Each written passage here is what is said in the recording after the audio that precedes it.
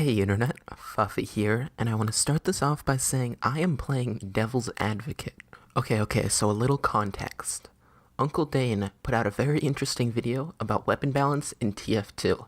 Now this is what I'm going to be talking about, and I recommend that you watch his video that he made because it is very interesting. But just in case, I'm not going to leave anyone behind. You know, maybe you're on mobile and you don't want to have to click off and then come back and then fast forward a tiny bit. So, he basically summarized how weapons should be balanced for the highest level of competitive play, because the lower levels anyways aren't going to know how to abuse those weapons. So I'm going to propose a reason why this may not really work, and then also sort of propose a reason why that reason is wrong, because I really enjoyed this discussion.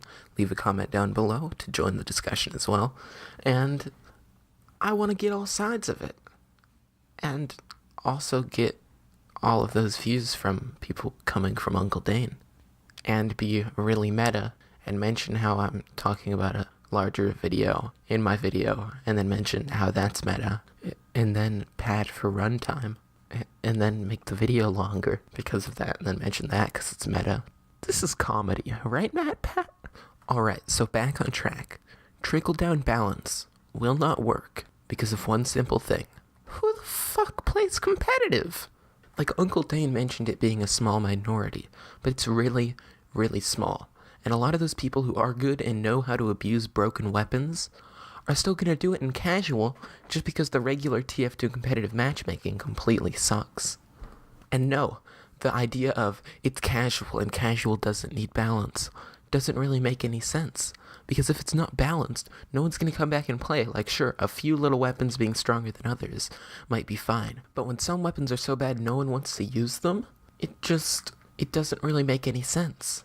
And Uncle Dane sort of brings this up. He brings up how they do need to reach a middle ground with that competitive and casual. And sort of the idea that I believe personally that it would get even worse if they only balanced for casual, especially with competitive players coming in then and just destroying everyone with a few basic weapons. But like I said before, I think it's really interesting to get into this discussion because that brings us to the failed competitive matchmaking mode. So basically the TF team has set themselves so far behind, and only now are they starting to catch up. And it's not like they're catching up twice as fast to make up for it. No, they're just sort of at a regular pace now, which is good, but it's what we needed a long time ago. So this trickle-down balance won't really work until there's a true competitive mode, but people don't want an unbalanced competitive mode. So the TF team's either going to have to really step it up, or we're just going to have to wait a long time for something already way overdue. And oh, nope, now I'm Xenomite. Because this has been a discussion of both sides of the argument, I feel like I need to leave you with something. And that something is going to be my own opinion.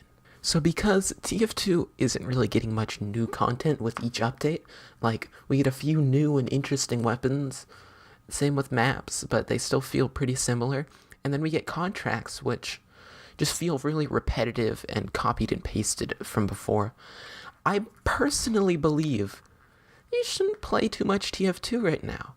Granted, I see an awesome future for TF2, because it's a game that I really enjoy, and I still play it every once in a while, especially with friends, because friends make it fun, but all alone, it just feels like the same old thing, and it gets pretty boring. So I personally hope that the TF2 team either doubles, triples their workforce, and really goes at it to make this game new, fun, and interesting, or I'm just gonna wait. Because if competitive is fixed, I feel that these trickle-down balances can really speak to everyone, because everyone will sort of have a chance to even try at that higher skill level. Because if not, TF2 competitive will just remain a joke. And so these balances won't really make much sense, especially to an outsider looking in. Anyways, that is my opinion. That is a few interesting ideas, and if you still haven't watched Uncle Dane's video on the topic, go there right now. It's super interesting. It's probably in the recommended below this because the similar titles and such. Also, subscribe if you're interested in a little bit more content. I've been trying to, make more stuff, keep it interesting, post a lot, and yeah, see you next time. Bye-bye.